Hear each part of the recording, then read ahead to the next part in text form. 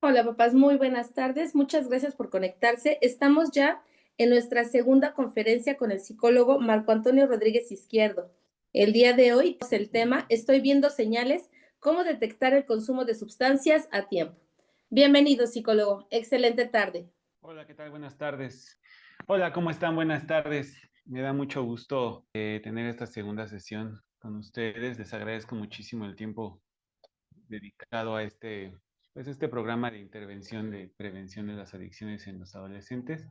Muchas gracias, maestra, por la presentación. Y pues vamos a trabajar el día de hoy. Justamente estoy viendo señales, cómo detectar consumo de sustancias a tiempo. Es la continuación del tema que comenzamos a ver hace 8 días. Y pues hoy vamos a trabajar un poquito más a profundidad sobre justo sobre las señales, cómo detectarlas y sobre todo la intervención, qué es lo que podemos hacer nosotros como papás, pues para detener el avance de las adicciones en los adolescentes. Entonces, bueno, conectando con la sesión anterior, entender que la adolescencia es una etapa de alta vulnerabilidad desde el punto de vista biológico, social, de desarrollo. El cerebro, les decía, el cerebro adolescente no está terminado, digámoslo, no está del todo maduro. Hay áreas del cerebro de adolescente que son de vital importancia en tema de adicciones, como las que se encargan de toma de riesgos, de juicio moral, y que estas vienen a madurar por ahí de los 22 años. Hay algunos estudios que apuntan a los 25.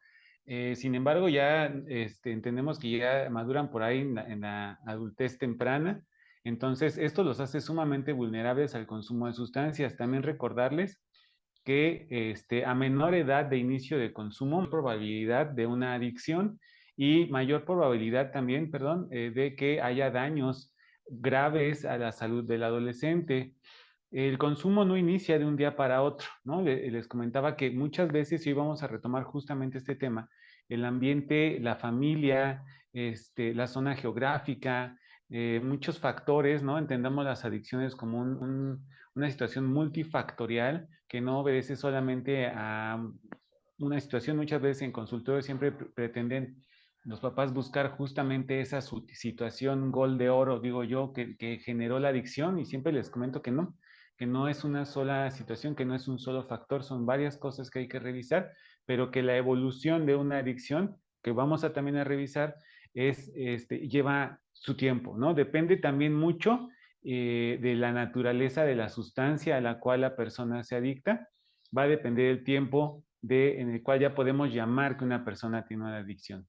Siempre hay señales previas, ¿ok? Aunque a veces los adolescentes hacen el esfuerzo por ocultar ciertas cosas, pues siempre nos dejan como por ahí algunas señales como ambiguas, tal vez, etcétera, ¿ok?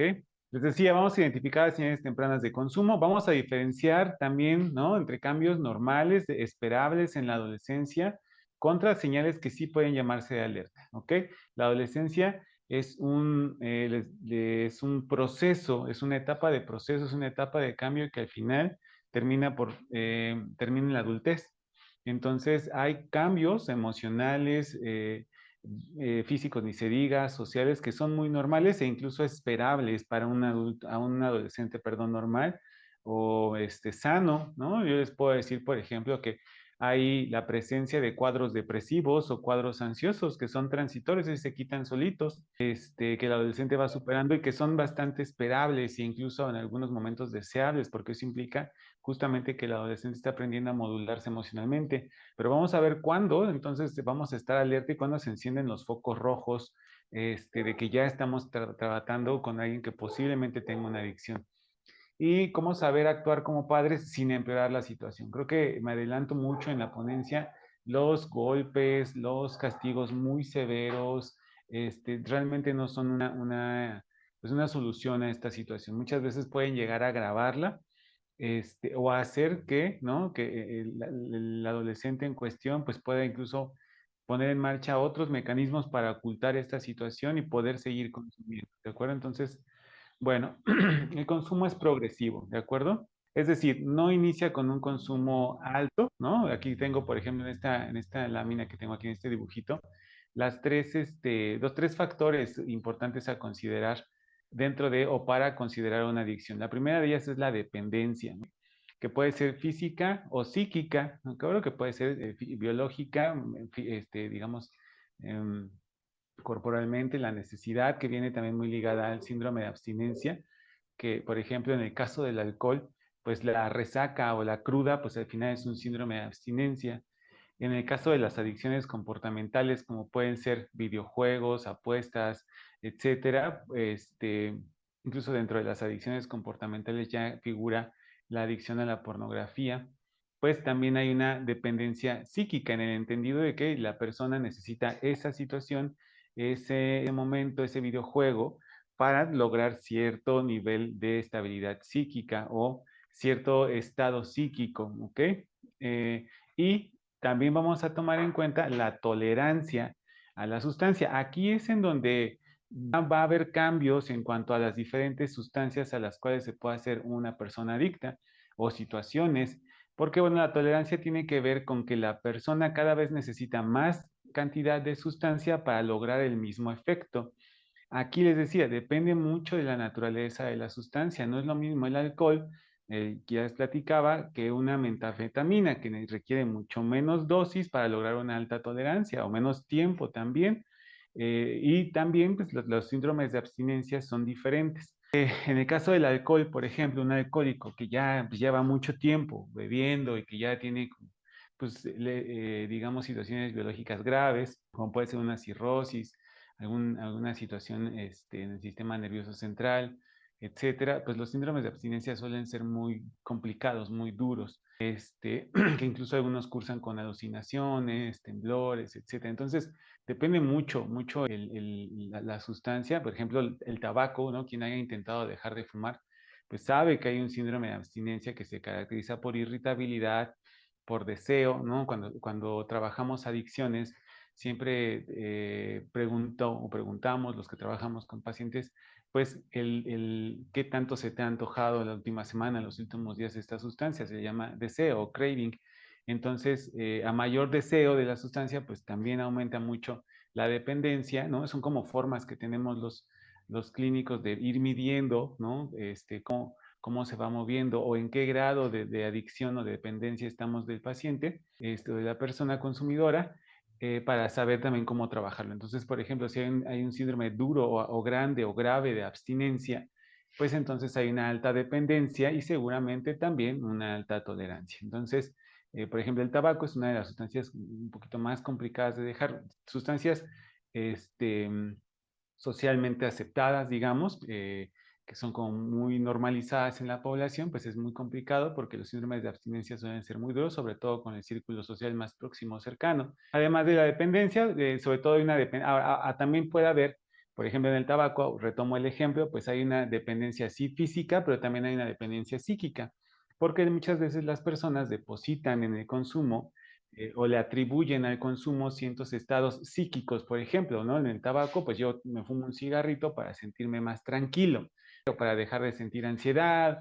Entonces, ya cuando la persona deposita, digamos, un estado psíquico, psicológico a una sustancia, pues es todavía más complicado quitar esta sustancia porque hay una serie de reforzamientos positivos que le hacen creer a la persona que solamente con esa sustancia puede llegar a tener ese estado. Misma situación del alcohol. En el caso, por ejemplo, de las anfetaminas, los adolescentes llegan a referir que pues tienen como, después de haber consumido una anfetamina, vamos a llamarle cristal, piedra, pues de pronto tienen este famoso bajón en el cual les explicaba la sesión pasada, pues después de tener altos niveles de dopamina que después decaen de manera muy abrupta, pues llegan a tener un cuadro depresivo sumamente profundo, que es muy, digamos, pues sí, no les gusta mucho sentirse así a los adolescentes, sentir este bajón, esta tristeza, este desgano, y pues lo que hacen es volver a consumir la sustancia para volver a sentirse igual de bien. Entonces eso genera un patrón y un reforzamiento positivo y evidentemente va acrecentando la adicción. Entonces, bueno, en el caso de los adolescentes les decía que ellos son curiosos por naturaleza, ellos antropológicamente tienden a ser así, empiezan a descubrir el mundo. Muchos de ellos han referido que empiezan por curiosidad, por experimentar, les decía. Actualmente la estadística nos dice que en esta pregunta bien interesante que hacen, si alguna vez en tu vida has consumido alguna droga ilegal, pues ha aumentado el porcentaje de personas que dicen que sí han consumido en el último año una droga ilegal, solo por curiosidad o experimentar, ¿no? Entonces, Muchas veces ellos se casan con la idea de que como lo consumo, pues de vez en cuando, pues eso me hace menos adicto. La realidad es que, pues ya el hecho de consumir una sustancia, ¿no? Hay esta creencia de que, pues como yo bebo alcohol cada fiesta o cada 8 días nada más, pero nada más en la semana no bebo, soy este término que se usaba de bebedor social, pues ya no se ocupa, ya entras dentro de un uso de sustancias, abuso de sustancias, y te vamos a ver la diferencia, o una adicción. Entonces, ellos llegan a pensar que como ocasionalmente llegan a fumar marihuana, pues no son adictos. Sin embargo, desde el punto de vista clínico ya es un foco rojo importante a tomar en cuenta, porque el paso de un consumo ocasional a un consumo dependiente, y a ir aumentando una tolerancia, pues es muy corto, ¿no? Entonces, realmente ellos no tienen el control, hay una falsa sensación de control en ellos que los hace pensar que pueden dejar de esta situación, controlarlo, etcétera, y la verdad es que no es cierto, ¿no? Ok, entendamos estas tres palabras. Lo que les decía, hay un uso de sustancias, un abuso de sustancias y una adicción a una sustancia, ¿ok? El uso generalmente comienza, les decía, por curiosidad. Muchas veces el adolescente lo hace vulnerable, el que tenga la necesidad intensa de pertenecer a un grupo, ¿ok? O de que sea reconocido o de que tenga esta valoración, ¿no? Por sus pares. Entonces, muchas veces este valor que se le da al adolescente no necesariamente es por algo positivo. Muchas veces es porque es el que más toma y no se emborracha, o es el que toma, fuma marihuana y anda ahí en la fiesta, o es el porque el que tiene dinero para comprar la sustancia, no sé, ¿no? Pero siempre hay una valoración, un reconocimiento del adolescente tendiente o latente hacia el uso de drogas. Entonces, generalmente el uso comienza por curiosidad, ¿no? Para ser aceptado en un grupo. El abuso, hay una escalada. El abuso tiene que ver con el incremento del consumo. Y aquí ya hay un cambio de conducta. Yo les quiero decir que ya cuando ustedes se dan cuenta de que probablemente su hijo, hija, su adolescente está consumiendo algo, ya estamos en este nivel. Ok, ya no estamos como de vez en cuando, ya está en una situación de abuso. Y la adicción, pues ya hay una dependencia, hay un alto nivel de tolerancia, ya hay un alto nivel de dependencia, ya hay cambios significativos en su conducta, ya socializa diferente, probablemente hay disminución en el rendimiento escolar, etcétera. Entonces, generalmente la atención se pide o se solicita en el nivel 2 y 3, ¿ok? Esta campaña, por cierto, tiene la intención de empezar a intervenir desde el nivel 1, ¿ok? Pero ya muchas veces llegan a psicólogo, llegan a psiquiatría, en el nivel 2, y ya pues nivel 3 pues ya son centros de rehabilitación, ¿no? Ya los famosos anexos, porque ya yo les puedo decir que yo tengo un límite, ¿no? O sea, yo puedo ser muy bueno en este tema, pero yo no puedo abordar más allá de cierto punto, ¿no? Siempre les digo a los papás, siendo muy honesto. Habrá otras instituciones, otras instancias que se encarguen del trabajo, por ejemplo, de una adicción ya muy grave, ¿no? Ya muy profunda. ¿Por qué es difícil detectarlo? Porque los adolescentes van a ocultarlo, ¿no? Es lo más común. Siempre ocultan esto. Mienten mucho, mienten muchas veces para evitar las consecuencias porque saben que está mal hacerlo. Entonces, tienden mucho a buscar la forma de ocultar lo más que se pueda esto, ¿no? Son muy hábiles, tratan como de... Ahora, muchas veces ellos tienen miedo a las consecuencias graves de esta situación. ¿Por qué? Porque ya tienen un antecedente de estas consecuencias. Y a veces no son graves uno a lo mejor como adulto entiende consecuencias graves, golpes, que los corran de la casa. No, para ellos una consecuencia grave a veces es quitarles el teléfono, ¿no? O dejarlos ir a las fiestas, o prohibirles ver a sus amigos. Entonces, estas consecuencias que ellos detectan como sumamente graves, pues los hacen ir ocultando el consumo, ¿ok? Que ya de entrada saben que está mal. Y también algo importante es que normalizan las conductas, ¿sí? ¿A qué voy? A que muchas veces también son personas, son adolescentes que se han desarrollado en ambientes donde las adicciones son algo común. Y no hablo de adicciones, anfetaminas, marihuana o algo como más duro, no. Está el alcohol, por ejemplo, ¿no? O sea, si he crecido viendo que en mi familia todos toman, todos fuman, pues cuando yo empiezo a hacer lo mismo, no veo el por qué decirles, o no veo el por qué sepan de esto, porque pues al final todos lo hacen, es lo normal, es lo que se espera. Recordemos que nuestros hijos, niños, adolescentes, ellos copian, ¿no? O sea, siempre pongo esto de ejemplo. Si ustedes van a un examen y no tienen idea de qué van a contestar, no se prepararon, pero es un examen muy importante, muy, muy importante para ustedes, pues seguramente van a buscar la forma de ver, a ver, copiar al compañero, a ver qué hacemos. O sea, es una solución, no es la mejor, pero es una solución. Pues ellos vienen a hacer lo mismo, nos están copiándonos todo el tiempo y normalizan cosas, normalizan insultos, normalizan patrones de vinculación, normalizan también cosas como el amor, como el cariño, si mamá y papá se abrazan, lo normalizan. Pero si también están normalizando que mamá y papá fuman, que mamá de pronto fuma cada que está enojada, que papá cuando llega del trabajo muy estresado se echa una copa, pues entonces para ellos es normal que hagan lo mismo cuando se sientan igual. Es su respuesta, no tienen un patrón o un abanico de respuestas más allá que el consumo.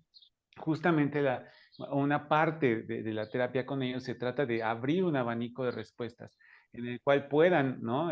No pensar directamente en el consumo, sino que pueda haber otras herramientas para afrontar estos displaceres de la vida. Entonces, a veces el ambiente familiar no nos ayuda mucho en el tratamiento, les quiero decir, porque pues si la familia no hay un cambio en la familia de raíz, de empezar también a tratar con sus adicciones, porque sí es muy común como que lleven al paciente al consultorio y pues ahí arréglelo porque él es el que está consumiendo, pero yo adulto, pues como soy adulto, yo sí puedo consumir cada que yo quiera porque me estreso, pues entonces no vamos a avanzar muy bien, que digamos, no va a ser un proceso largo, resistente, con constantes recaídas, porque bueno, también es importante señalarlo, ya cuando hay una situación de adicción, pues ya los autores dicen que dentro de los procesos de tratamiento, que la recaída es parte del tratamiento. Entonces, estas recaídas suelen ser muy, muy conflictivas para la familia. ¿Qué otra cosa? Pues que los papás minimizan señales, ¿no? De mensajes o discursos de, yo era igual, yo me acuerdo que yo se dan, uy, no, yo era la fiesta, yo me iba, no, yo me iba 3 días y me daba de borracho, no, él es tranquilo. O sea, de pronto minimizar una adicción también hace que, número uno, se retarde la búsqueda de ayuda. O sea, realmente no están buscando ayuda cuando deberían, sino ya cuando es un problema muy grave. Si bien a lo mejor papá o mamá atravesaron situaciones similares y las superaron, y hago comillas, porque siempre hay como efectos ahí secundarios de, no, yo soy muy funcional, no me pasó nada, pero ya cuando empezamos a trabajar con los hijos nos damos cuenta que pues sí tienen un desorden emocional muy grande. Entonces, bueno, pero los tiempos son otros, quiero decir, ¿no? O sea, la verdad es que anteriormente pues, se buscaban las drogas, ¿no? Actualmente están ahí sentadas en la mesa con nosotros, o sea, realmente ya es muy, muy, muy, muy poca la brecha en la que un adolescente puede encontrar una droga o tiene contacto con personas que se drogan, es muy corto, a veces está en el salón de clases, he visto videos, ¿no? Ustedes que están vendiendo droga ahí en el salón enfrente de la maestra en la clase. Entonces, bueno, digo, ya no hay que buscarlas, están ahí, los tiempos han cambiado. También la forma en la que se comercian estas cosas ha cambiado, o sea, la forma en la que se sintetizan, todo es distinto. Entonces, no pretendamos que como yo lo supere, entonces, y fue sencillo y estoy bien y soy un adulto funcional y sigo haciendo comillas, pues también mi hijo puede hacerlo, o sea, es parte de la edad, ya se le va a quitar y ya a ver si así entiende, ¿no? La verdad es que llega a haber consecuencias graves que muchas veces comprometen la vida de la persona.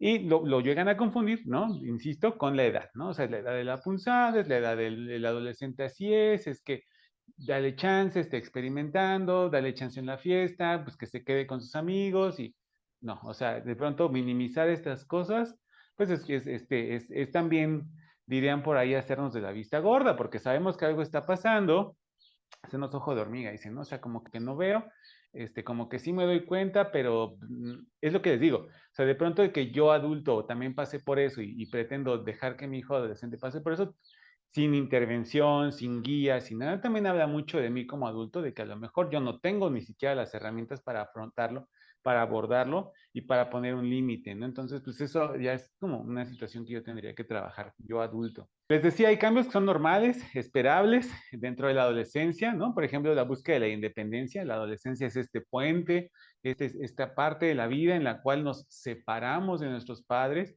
Un adulto se caracteriza por la independencia. Un adulto necesariamente tiene que ser independiente, es la base sobre la cual se cimenta, digamos, la adultez. independencia, no pensemos nada más física, o sea, es como, vamos a poner la más sencilla, ¿no? Sino emocional, psicológica, familiar, etcétera. Esas, digamos, las independencias que no se ven son un poquito más complejas de lograr. Entonces, es normal que ellos empiecen a separarse, que ya no quieran salir con ustedes, que antes yo le compraba su ropita y ahora ya no quiere, que se empiezan a separar, se empiezan incluso a romper las ideas, las imágenes que tenemos de ellos, ¿no? Un adolescente desestabiliza, un adolescente rompe la estructura, ¿no? Todo ese concepto que tienen de ellos, lo agarran, lo hacen pedacitos, ¿ok? ¿Por qué? Porque con esos pedacitos van a formar algo nuevo, ¿ok? Rompen la estructura para generar una nueva estructura, que esa estructura va a ser su propia estructura, a la cual vamos a llamar personalidad o adultez, ¿de acuerdo? Cambios de humor muy ocasionales. Sí, hay cuadros depresivos, hay cuadros ansiosos, va a haber días en los que estén muy motivados para hacer algo y de pronto ya no. De pronto quieren, los aman, los adoran y de pronto ya no. De pronto quieren ser los mejores estudiantes del mundo y luego ya no. ¿No? Hay variación emocional. ¿Por qué? Porque, regreso, cuando ya termina esto, cuando ya maduran estas regiones cerebrales de las cuales hablábamos hace un momento, pues encontramos que un adulto tiende o mejoraría supuestamente la regulación emocional. Ya tiene las estructuras necesarias para regular sus emociones, actuar con más sensatez, para establecer planes a largo plazo, ¿de acuerdo? Para planificar de mejor manera, para cumplir los planes, etcétera. Entonces, pero para que esto se logre, pues tiene que haber subidas y bajadas, pero son muy transitorias, ¿de acuerdo? Ese es el punto aquí. La intensidad no es muy grave, no es tan profunda que deja el adolescente de funcionar. Me refiero a que no es el adolescente que de pronto está tan triste que deja de bañarse, no quiere ir a la escuela, duerme mucho o no duerme nada, se comporta irritable, violento, ¿ok? Son como cuadros muy profundos que sí ya ameritan un tratamiento, ¿no? Sino que lo dejan funcionar, sigue socializando, o sea, no lo vemos tan mal, digamos, ¿no? Y que hay un mayor interés en amigos, claro, ¿no? O sea, ellos buscan un grupo, es normal, todos los investigadores en la adolescencia coinciden en que el adolescente necesita un grupo. Muchas veces, justamente en temas de adicciones, este grupo no es el mejor, ¿no? Desafortunadamente, pero siempre va a buscar un grupo. Eso es normal, ¿ok? Lo normal es que no, o sea, les decía, a veces incluso, a veces el adolescente, pues por diferentes situaciones, no busca pertenecer a un grupo, es más aislado, más introvertido, menos sociable. Ahí es en donde sí tenemos, ¿no? Les decía que incluso empujar a buscar a un grupo, ¿no? Donde estos cambios que son normales, a veces hay que empujarlos. Y no hablo de que este adolescente que acabo de escribir, porque vemos personas más introvertidas, hay quienes son más extrovertidos. No queremos que el introvertido tenga un grupo, sea súper sociable, sino sí, pero que sí empiece a socializar, ¿no? Dos, tres amiguitos por ahí, que empiece a tener intereses comunes, que empiece a salir, que empiece, ¿ok? Eso es bueno, eso es lo esperable, es lo deseable, es lo que necesita un adolescente. ¿Cuándo son señales de alerta? Cuando los cambios son muy bruscos y sobre todo muy intensos y duran mucho. ¿Ok? Ahora, hablando de duración, no hay un estándar, no hay un tiempo así, como ahorita el cronómetro cronometrado de tantos días es normal y después ya no, no. Pero sí puedo decirles que normalmente uno de estos cuadros puede durar una semana, tal vez 2 semanas como mucho. Más allá, ya no, ¿no? O sea, ya que mi adolescente lleva un mes deprimido, un mes que no sale de su recámara, un mes que no, pues, medio que se baña, un mes que no hace tareas, ya no quiere ir a la escuela, empieza, ¿no? Ya no, o sea, ahí sí ya no es normal, ¿no? Ya no es lo esperable, ya es importante, ¿no? Buscar ayuda, ¿no? De inmediato, ya son focos rojos muy grandes que se encienden y sí es importante, a ver, ¿qué sucede? Buscar ayuda, ya no manejarlo incluso en casa, ya es importante buscar ayuda más allá. Aislamiento extremo, ¿ok? Y pérdida de interés en actividades que antes le gustaban, ¿no? Esto se le llama anedonia, porque es como un síntoma muy común de la depresión, pero también en pacientes con adicción, sobre todo por estos bajones, insisto, y voy a ser muy insistente, no podemos generalizar que todas son iguales y que todas las sustancias generan las mismas señales, pero la pérdida de interés sí suele ser muy común, por ejemplo, en anfetaminas, ¿no? Que tienen como característica esta aumento de dopamina y que después ya no hay, entonces se sienten muy tristes, no quieren hacer algo, ya nada les llena, si antes jugaba fútbol y le gustaba mucho ir a jugar, ahora como que no, pues ya no me gusta, ya no me gustan los videojuegos, ¿no? Entonces hay pérdida de interés en muchas situaciones, también es un foco rojo bien importante. Aquí, a resumidas cuentas, la clave es la intensidad, la frecuencia y la duración de estos cambios, ¿de acuerdo? Lo normal es que sean breves, manejables en casa, negociables en casa, se puede abordar, los padres pueden platicar, etcétera, pero ya más allá, ¿no? Incluso se llegan a poner muy violentos, pues ahí sí ya no, o sea, ya es un foco rojo muy grande.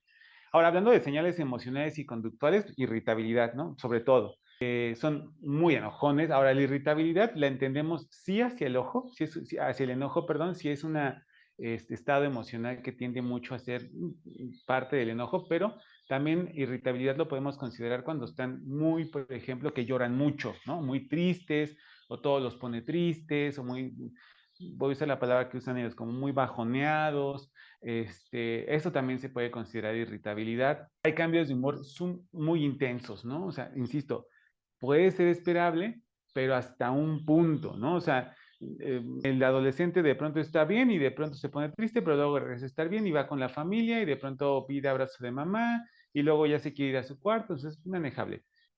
Estamos bien comiendo y de repente se enoja, avienta los platos, le dice groserías a la mamá y entonces se va y se encierra en su cuarto y los papás se quedan, pero pues ¿qué hicimos? ¿Qué le preguntamos? Ay, sí, ya no, es un foco rojo, ¿no? O sea, ya hay una desregulación emocional importante. Entonces, ahí es en donde ya empieza a sospechar de que necesitamos intervención. Mucha desmotivación, apatía. Les decía, depende mucho de la naturaleza de la sustancia.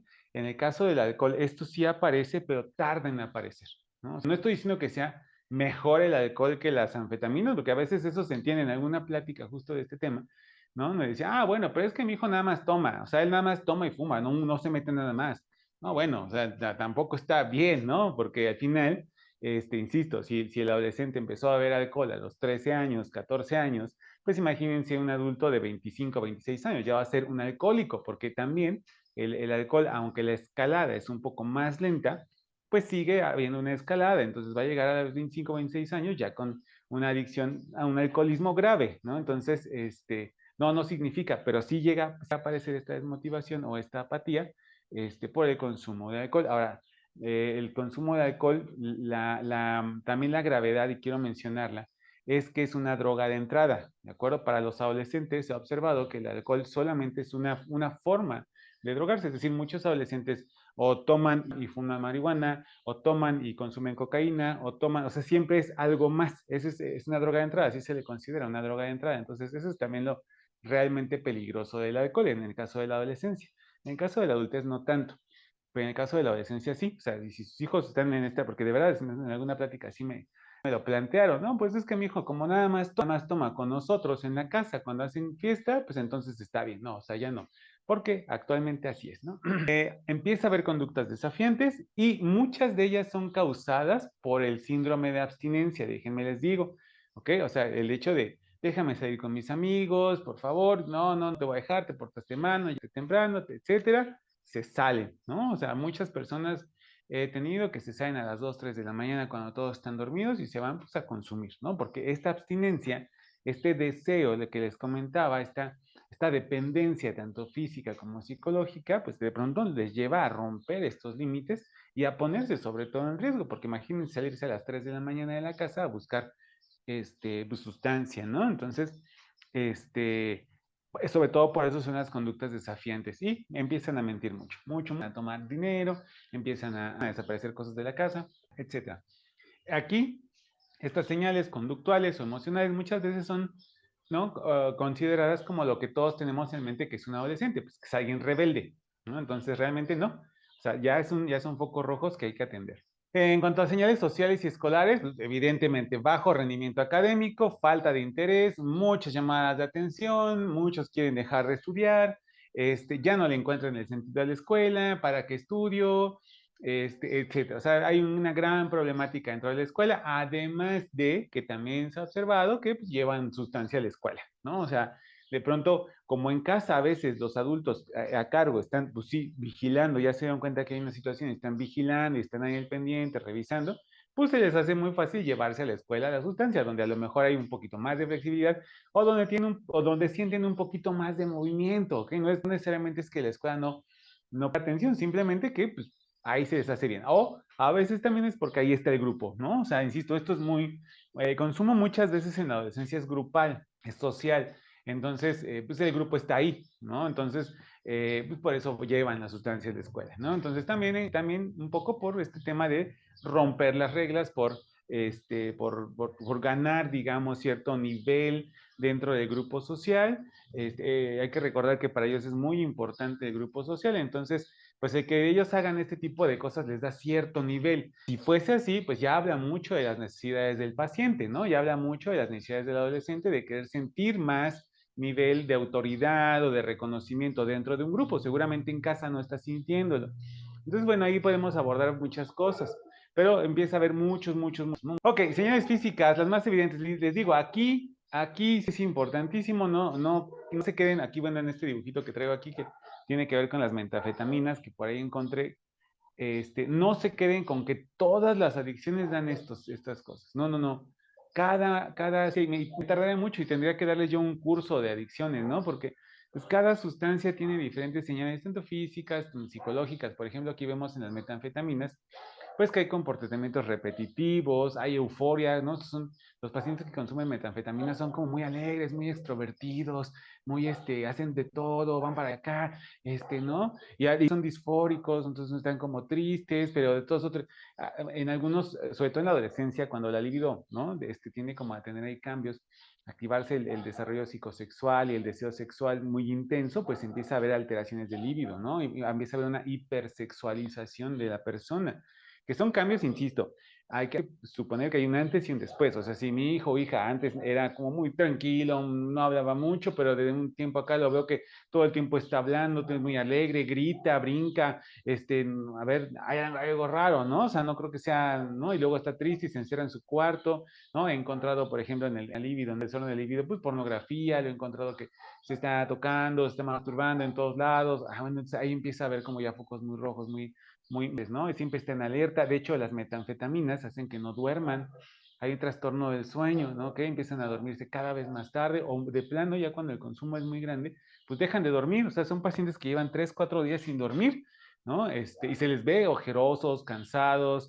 Obviamente empieza a haber alteraciones, cognitivas en la atención, en la concentración, se les olvidan cosas, empiezan a tener discursos que no tienen sentido, nos empiezan a decir cosas que no entendemos, para qué nos dice, son súper confianzudos, ¿no? Eso, por ejemplo, en la escuela, ¿no? Hay muchas maestras de alumnos varones que ellos de repente violan el espacio personal de la maestra y la quieren abrazar, y, o sea, son como, ¿no? ¿Saben? Como así, delirio de grandeza, psicosis, depresión.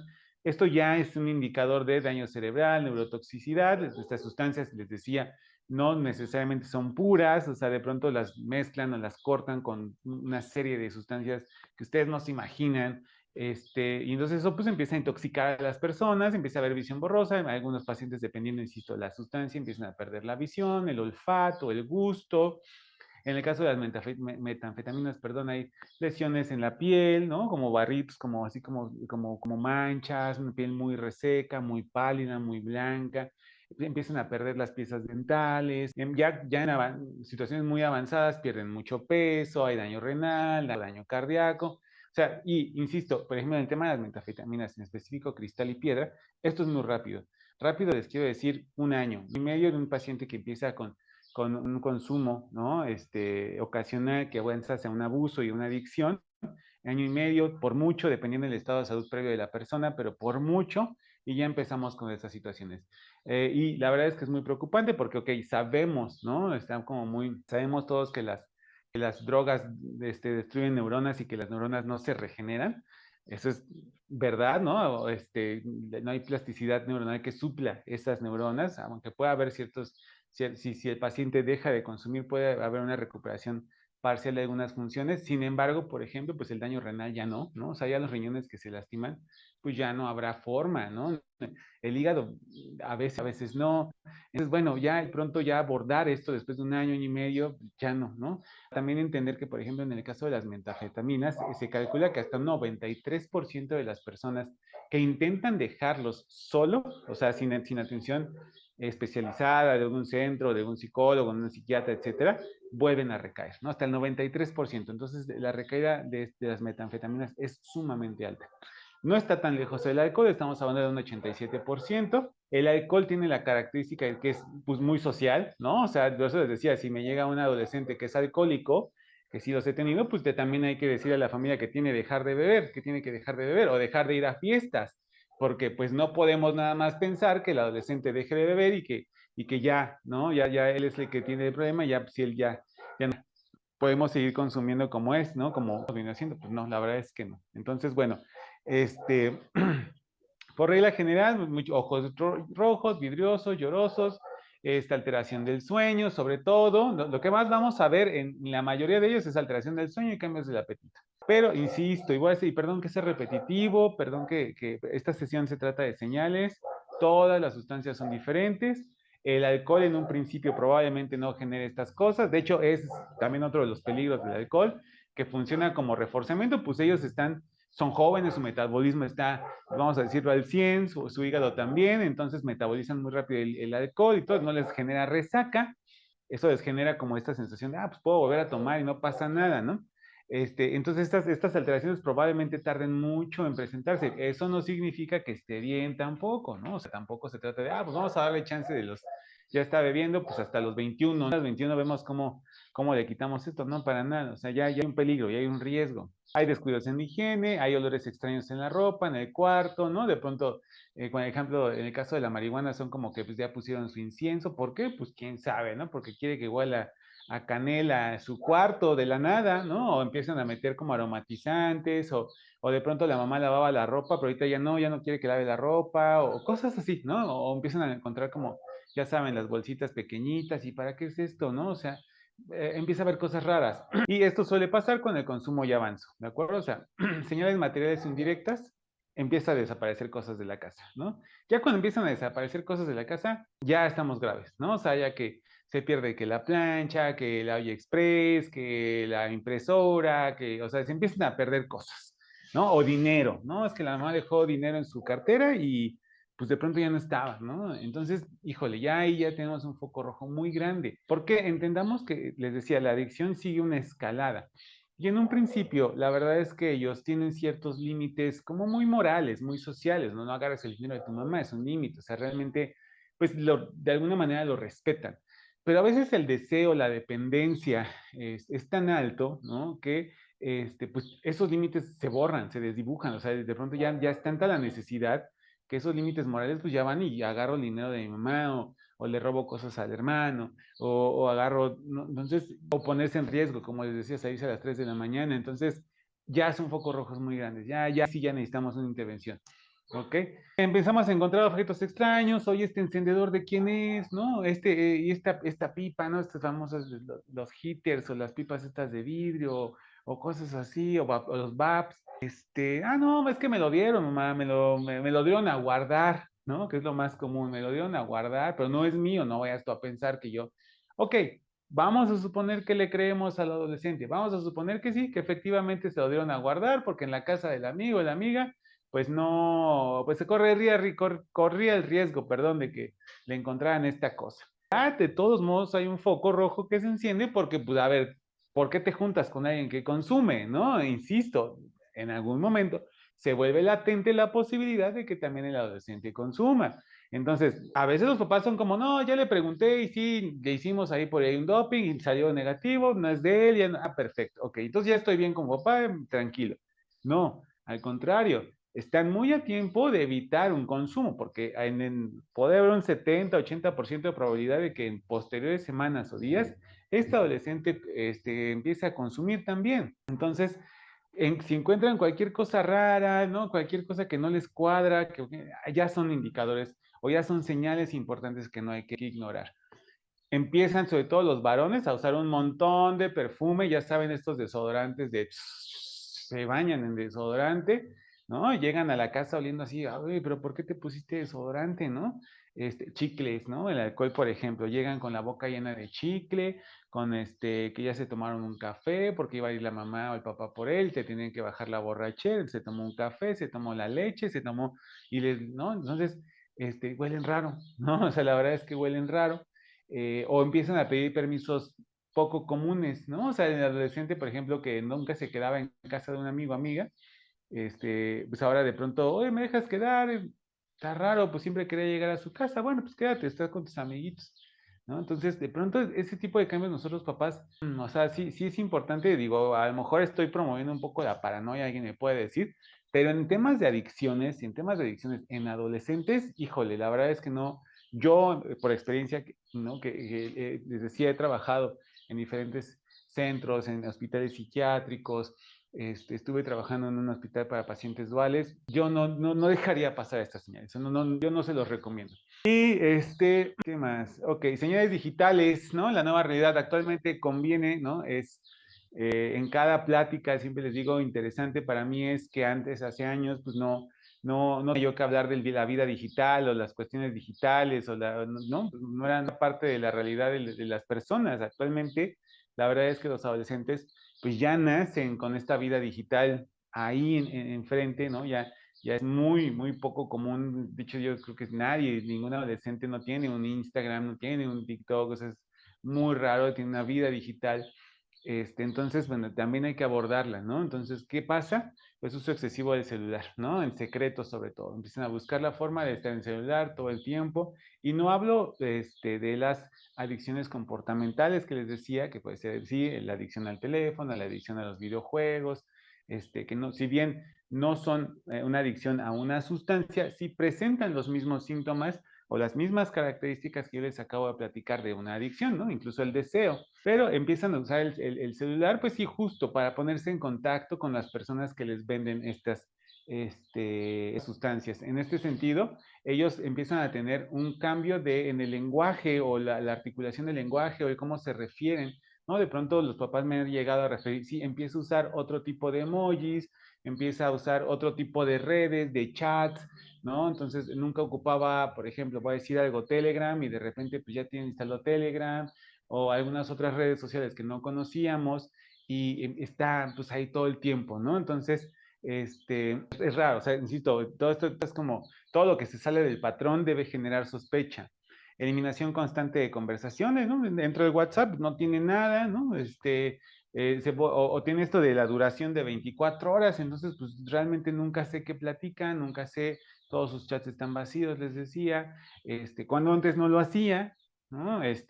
Y sobre todo el adolescente siempre va a ser como que ustedes se sientan responsables, ¿ok? En este caso es como, pues es que yo lo hago porque tú me revisas el teléfono y no respetas mi privacidad, es bien común, ¿no? Todo, siempre saben dónde pegarnos ellos, entonces sí es como, no, pues es que es tu culpa, ¿no? Porque como tú me revisas el teléfono y como yo tengo mi privacidad porque tengo derecho a ella, pues entonces por eso borro todo. Sin embargo, lo que están borrando justamente es esta organización, que el dealer, donde lo compran, o sea, todo esto, toda esta información, ¿ok? Ok, y una adolescencia sana, libre de adicciones, bueno, a ver, aprende a identificar los síntomas de alarma como manera de resumen, hay deterioro físico, ok, empieza a bajar de peso también, muy característico de las anfetaminas, la pérdida de peso sin explicación alguna, ok, no es que la persona esté a dieta, no es que esté haciendo mucho ejercicio, o sea, de repente empezó a bajar de peso, que también es un indicador de un TCA, de un trastorno de la conducta alimentaria. Entonces, sea cual sea el caso, si mi adolescente está perdiendo peso y no hay una explicación de esta pérdida de peso, es importante revisar qué está sucediendo. Ojos rojos, temblor en las manos, que en las abstinencias es muy común, algo que caracteriza a la abstinencia del alcohol de un paciente alcohólico muy grave ya de mucho tiempo, pues es justamente algo que se llama delirium tremens, que es el temblor en las manos, las alucinaciones, estados de dolor generalizado, ¿no? Entonces, pero ya es cuando una adicción está muy grave, ¿no? Entonces, lo mismo pasa con algunas anfetaminas, ¿no? Cuando el paciente empieza a tener este bajón o pues esta resaca, digamos, pues esta abstinencia también pues, empieza a tener temblor de manos, hiperhidrosis, que es el sudor excesivo en las manos, también sudan mucho, están como todo el tiempo sudando frío. A veces ellos me ha tocado ver que saben, por ejemplo, que una de las formas que ustedes se pueden dar cuenta de que están consumiendo es que dejan de comer. Entonces, a lo mejor no se dan cuenta que dejan de dormir porque pues se va a su recámara y ya, ¿no? Nosotros todos los demás se duermen y no sabemos si se duerme a qué hora o no sé. pero sí la alimentación. Entonces a veces ellos me han platicado que se pueden a comer a fuerza. También para evitar algo que le llaman la malilla, que es que el bajón, ¿no? También dejar de comer mucho tiempo, pues les genera un malestar muy fuerte, ¿no? Mareos, dolor de cabeza, sensación de vacío. Muchas veces hay diferentes referencias de cómo lo experimentan, pero es como un estado, pues claro, de no dormir, de no comer, pues el cuerpo decae en sus funciones. Entonces, a fuerza, pero pues sí, los padres refieren, pues sí, como que antes comía un montón, antes echaba 10 tacos y ahora veo que con trabajo se come 5, ¿no? Y veo que le está costando trabajo. Entonces, bueno, ahí hay un antes y un después, ¿ok? Hay un cambio drástico en su personalidad, en su humor, en su forma de vestir, empieza a modificarse, a veces con el afán de pertenecer al grupo en el que se está dando este consumo, también modifican cómo se visten, son similares también. No es indicador, ojo, no quiere decir que si mi adolescente se viste diferente, ya está consumiendo, no, para nada. Pero sí, ¿no? Si vamos uniendo como todas las piezas, pues entonces vamos a ir como dando, ¿no? Y viendo si ya requerimos una atención un poco más especializada. Problemas de conducta, como antes no tenía, bajo rendimiento, pérdida de actividades que eran prioritarias, cambio de amistades de manera repentina, esto también a veces lo pasamos por alto, aislamiento y poca interacción con la familia, ¿ok?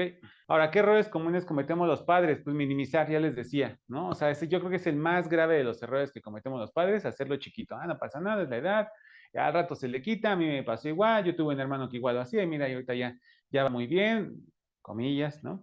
Confrontar de forma agresiva. En cuanto los papás se dan cuenta, van y se los agarran a trancazos, ¿no? O sea, les quitan todo, a veces me los corren de la casa. A ver, tranquilos, o sea, yo creo que esa no es la forma, ¿no? O sea, hay muchas formas de abordarlo. Yo creo que lo primero es saber en qué nivel estamos, qué tan grave es la situación, ¿de acuerdo? O sea, si el adolescente de repente buscas en sus cajones un ejemplo y encuentras una bolsita con polvito blanco, pues entonces hay que ver en qué momento se encuentra, porque correrlo de la casa, golpearlo, pues de ninguna manera va a eliminar el consumo, al contrario, en ocasiones puede llegar a agravarlo.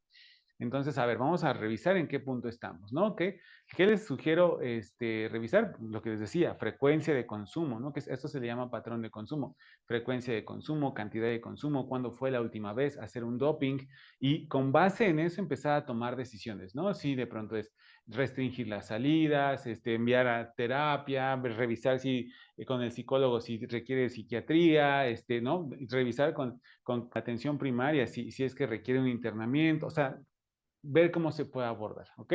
Invadir sin diálogo y esperar pruebas claras. Eso nunca va a pasar. Insisto, ellos, cuando hay una evidencia clara, de hecho, el problema ya avanzó, ¿no? Ellos van a ocultarlo, van a mentirles, a va a pasar mucho tiempo. Si yo creo o espero a que mi adolescente me dé una señal de, ya es adicción, ya pasó mucho tiempo.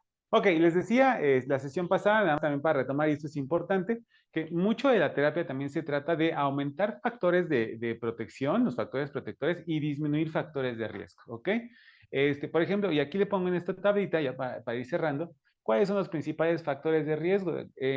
Accesibilidad y disponibilidad de la sustancia, ¿no? Consumo parental, importante, y regreso.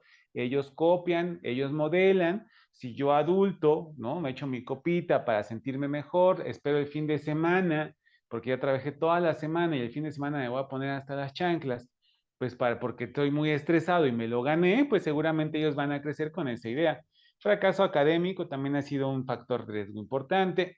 Patología psiquiátrica, antecedentes de diagnóstico claro, de diagnóstico establecido, bien diagnosticado. No, yo papá pienso que tiene ansiedad o depresión, no, un adolescente, por ejemplo, con TDAH, un adolescente con trastorno de espectro autista de alto funcionamiento, un adolescente con ansiedad, etcétera, sí tiene cierto riesgo de adicción. ¿Por qué? Pues lo que les decía, aprenden que los malestares psicológicos que sienten los pueden afrontar mediante el uso de una sustancia. Entonces, eso genera una adicción.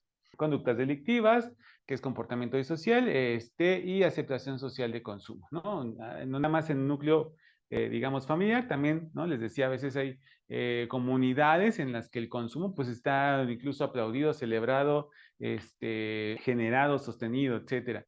¿Y cuáles son nuestros factores de protección? Educación e información sobre consecuencias negativas. Esto es un factor de protección. Esto que ustedes están haciendo el día de hoy, que les agradezco muchísimo, le agradezco a la maestra y al colegio, esto es un factor de protección, hay que ustedes sepan. A lo mejor muchos dirán, no, yo ya sabía eso, no, yo lo había visto, está bien, no pasa nada. esto es un factor de protección, ¿ok? Porque además, después de esto, a lo mejor, aunque no lo sabías o a lo mejor reafirmaste alguna información, va a haber un mejor cuidado familiar, algo más adecuado, ¿ok? Tienen que haber, los adolescentes necesariamente tienen que tener actividades extracurriculares, deporte, arte, ¿no? La sesión pasada alguien me decía muy atinadamente y se lo agradezco mucho, el arte es uno de los grandes factores de protección, dibujo, baile, canto, tocar algún instrumento, de verdad no saben los grandes beneficios que existen. Muchos adolescentes es lo que quieren, a veces como papá uno comete el error de no, vete a jugar fútbol, vete a hacer el gimnasio, a veces ellos lo único que quieren es dibujar, por ejemplo, me pasó con un paciente. Apoyo escolar, integración social, ¿no? Que viene muy de la mano con actividades de ocio, aprendizaje de habilidades de resolución de problemas, eso lo podemos hacer en terapia, y mejorar la autoestima, ¿no? Un paciente con autoestima alta, con un buen autoconcepto, que quiero que sepan que la autoestima es el piquito de una serie de procesos cognitivos que vamos desarrollando en terapia, pues es un gran factor de protección. Muy difícilmente un paciente con una buena autoestima va a recurrir a un consumo. Y bueno, ya para terminar, invitarlos de nuevo a mi canal. Es un canal de WhatsApp que se llama Salud Mental con Fundamento. Ojalá puedan ahí seguir en el canal. Constantemente subo algunas reflexiones, tips de crianza, tips de psicología, de mi corriente que es cognitivo-conductual y terapia de aceptación y compromiso. Y pues ojalá puedan ahí, ¿vale? Y pues muchísimas gracias. Muchas gracias, Marta. Nos vemos la siguiente semana en nuestra siguiente conferencia.